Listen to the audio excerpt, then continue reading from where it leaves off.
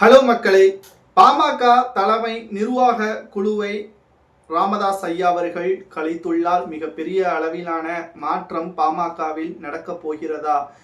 தமிழகத்தில் பாமக என்ற மிகப்பெரிய ஒரு கட்சி கூட்டணி எந்த பக்கம் வைக்கும் என்ற மிகப்பெரிய ஒரு எதிர்பார்ப்பு எப்பொழுதுமே தேர்தலின் பொழுது இருக்கும். ஆனால் இந்த முறை தேர்தல் சந்திக்குமா என்ற ஒரு கேள்வியை மக்களிடம் கேட்கும் விதமாகவே அமைந்துள்ளது.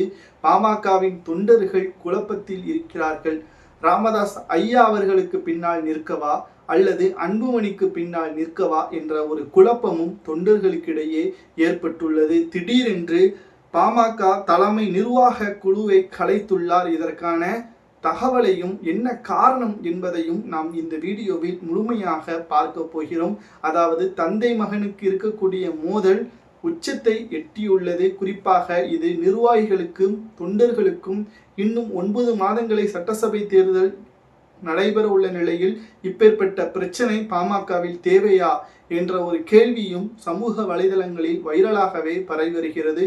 குறிப்பிட்ட நபர்கள் இது திமுகவின் செயல்தான், பாமக நிறுவனர் ராமதாஸ் ஐயா அவர்களை தனது பக்கம் வரவழைப்பதற்காக திமுக தான் பல்வேறு நாடகத்தை செய்து வருவதாகவும் அன்புமணி தரப்பில் இருந்து கூறப்படுகிறது. உண்மையில் நடக்கக்கூடியது என்ன? அன்புமணி அவர்களை பொறுத்தளவிற்கு கடந்த சில வருடங்களாகவே பாமகவின் தலைமையை கட்டுப்பாடாக வைக்க தவறிவிட்டார் என்று ராமதாஸ் ஐயா அவர்கள் தெரிவித்திருக்கிறார். நான் இறுதி மூச்சு இருக்கும் வரைக்கும் எனது தலைமையிலான பாமக செயல்படட்டும், அதற்கு பிறகு எனது மகன் பொறுப்பேற்கட்டும், அதுவரை அவன் கற்றுக்கொள்ளட்டும் என்று தெரிவித்திருக்கிறார். ஆனால் இப்பொழுது தந்தையின் பேச்சை கேட்டார்.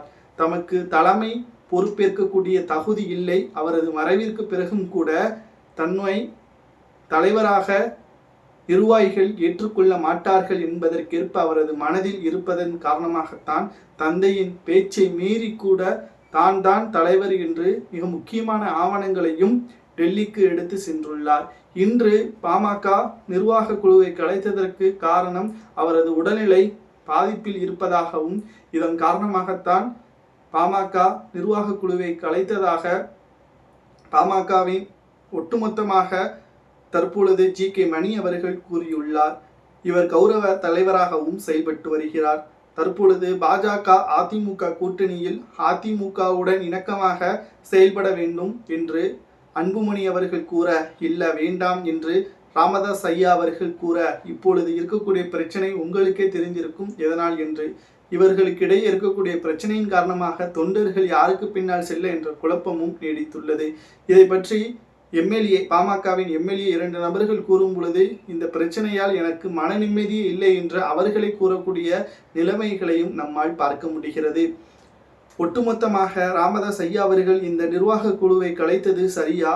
தமிழகத்தை பொறுத்தளவிற்கு பாமக எந்த கட்சியுடன் கூட்டணி அமைக்கும் என்ற எதிர்பார்ப்பு இதுவரையும் இருந்தது. இந்த சட்டசபை தேர்தலில் பாமக போட்டியிடுவதற்கான வாய்ப்புகள் இருக்கிறதா அல்லது இந்த தந்தை மகனின் பிரச்சனையின் காரணமாக சட்டசபை தேர்தலை எதிர்கொள்ளாமல் தவிர்க்குமா என்பதை உங்களது கருத்துக்களை கமெண்ட் வாயிலாக கூறுங்கள். அது மட்டுமல்ல, பாமக தலைவராக அன்புமணி அவர்கள் செயல்படலாமா அல்லது ராமதாஸ் ஐயா அவர்கள் செயல்படலாமா என்பதை கமெண்ட் வாயிலாக மறக்காமல் கூறுங்கள். நன்றி.